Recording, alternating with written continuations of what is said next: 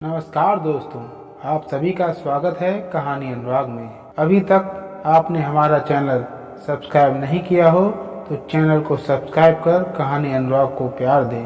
तो आइए आज की कहानी की शुरुआत करते हैं। शुभम एक अच्छे संस्थान में कार्यरत था।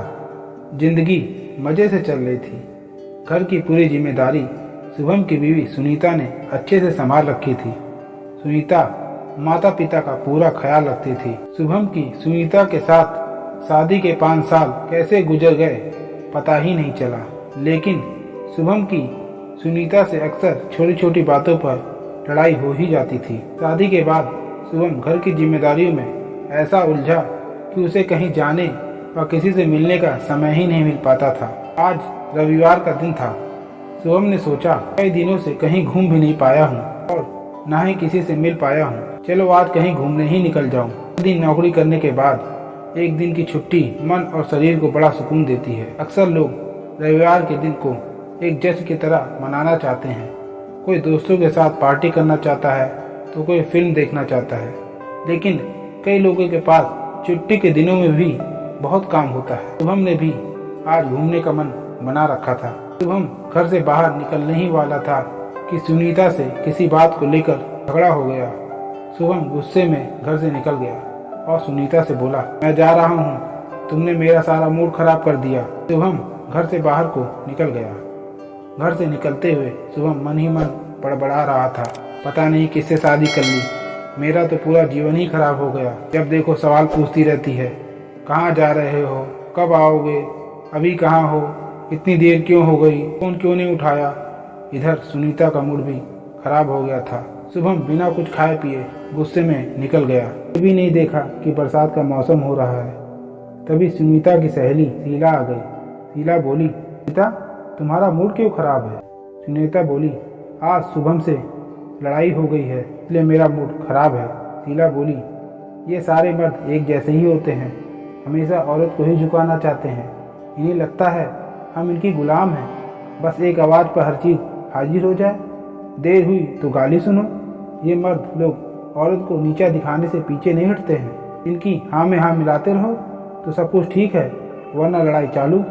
तुम सुनीता ज़्यादा परेशान ना हो, खाओ पियो और मस्त रहो, जब आना होगा तब आ जाएगा। सुनीता शीला से बोलती है, बहन मुझे अकेला छोड़ दो, अभी मैं कुछ नहीं सुनना चाहती। शुभम के जाने के बाद सुनीता का मन किसी काम में नहीं लग रहा था। वह यही सोच रही थी, वह कहाँ गए होंगे। शुभम गुस्से में घर से थोड़ी दूर निकला ही था कि बरसात शुरू हो गई। हमने रास्ते में देखा कि एक ढाबा खुला हुआ है। जल्दी से उस ढाबे पर पहुंच गया। बरसात तेज हो रही थी। शुभम ने ढाबे वाले को चाय का ऑर्डर किया और चाय की चुस्की लेते लेते यही सोच रहा था कि आज घर नहीं जाऊंगा। तभी शुभम की नज़र अपने दोस्त अजय पर पड़ती है, जो वहीं बैठा हुआ था। शुभम अजय के पास जाता है और पूछता है, यार तुम यहाँ कैसे। अजय कहता है, कुछ नहीं यार, तुम्हारी भाभी से लड़ाई हो गई है। शुभम कहता है, यार ये औरतें हमें जीने नहीं देंगी। घर तो जेल खाना लगता है और औरतें जेलर लगती हैं, हमेशा पूछताछ में लगी रहती हैं। दोनों लोग आपस में बात कर ही रहे थे, तभी एक बुजुर्ग ढाबे में आया और चाय का ऑर्डर किया और उसी टेबल पर बैठ चाय पीने लगा। तभी अजय ने बोला, शुभम लगता है यह बुढ़ा भी घर में लड़ाई करके आया है। इसकी बुढ़िया भी इस उम्र में लड़ाई करना नहीं छोड़ रही तो हमारी वाली कैसे छोड़ेगी। बुढ़े ने शुभम की बात सुन ली और बोला, बेटा तुमने कुछ कहा क्या। शुभम ने बोला, दादाजी मैंने कुछ नहीं कहा, लेकिन आप इस बरसात के मौसम में यहाँ क्या कर रहे हैं, आपको तो घर में आराम करना चाहिए।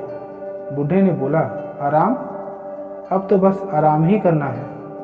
अब मेरे कोई आगे पीछे तो है नहीं जो चिंता करूं, इसलिए मन किया तो चला आया। लेकिन तुम दोनों तो शादीशुदा लग रहे हो, तुम दोनों इस बरसात में यहाँ कैसे, रात भी बहुत हो चुकी है। दोनों ने एक स्वर में बोला, दादाजी हमारी बीवियों ने हमारा जीना हराम कर रखा है, छोटी छोटी बातों पर लड़ती रहती हैं, हम जाएं तो जाएं कहाँ। दादाजी चाय पीते हुए बोले, बीवियों ने जीना हराम कर रखा है। बेटा बीवी ही जिंदगी भर आपका साथ निभाती है, हर अच्छे बुरे में आपके साथ खड़ी रहती है, आपके जीवन की लंबी आयु के लिए व्रत रखती है, मेरी पत्नी जब जिंदा थी तो मैंने उसकी कदर नहीं की, रोज उससे लड़ता था। आज वह मुझे छोड़कर स्वर्ग सिधार गई। आज मैं बिल्कुल घर में अकेला हूँ। अब उसकी बहुत याद आती है। घर बहुत बड़ा है लेकिन रहने वाला कोई नहीं है। सारे बच्चे विदेश जा चुके हैं। घर काटने को दौड़ता है। जब मैं बीमार होता हूँ तो खुद ही डॉक्टर के पास जाना पड़ता है। कोई दवा देने वाला नहीं है, कोई हालचाल पूछने वाला नहीं है, कोई प्यार से खिलाने वाला नहीं है। अब जिंदगी का कोई मजा ही नहीं रहा। जिंदगी बिल्कुल वीरान सी हो गई है। उसके ना रहने के बाद पता चला कि इस दिल की वह धड़कन थी। आज मैं जिंदा तो हूँ लेकिन जिंदा नहीं। शरीर तो है लेकिन आत्मा नहीं, बस सांस चल रही है। ये कहते कहते उस बुजुर्ग की आंख से आंसू निकल आए। इतनी बातें सुनकर शुभम और जय तो कुछ देर तक तो एकदम शांत हो गए और अपनी पत्नियों के बारे में सोचने लगे।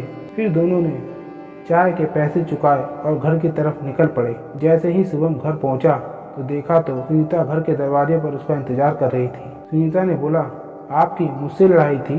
खाने से थोड़ी ना थी जो बिना कुछ खाए पिए घर से चले गए। बाहर बरसात का मौसम भी था, छाता भी नहीं ले गए आप। अगर आपकी तबीयत खराब हो जाती तो? मुझे बहुत चिंता हो रही थी। मैंने भी अब तक कुछ नहीं खाया। शुभम ने बोला, तुम क्यों दरवाजे पर बैठकर मेरा इंतजार कर रही थी? चलो अंदर चलो, ठंडी हवा चल रही है, तुम्हारी भी तबीयत खराब हो सकती है। दोनों की आंखों में एक दूसरे के लिए प्यार झलक रहा था। फिर सुनीता ने गर्मा गर्म खाना परोसा और बड़े प्यार से दोनों ने मिलकर खाया। दोस्तों, आशा करता हूँ कि ये कहानी आपको पसंद आई होगी। अगर ये कहानी आपको अच्छी लगी हो तो चैनल को सब्सक्राइब जरूर कर दें ताकि हमारी हर वीडियो की नोटिफिकेशन पहले आपको मिल सके।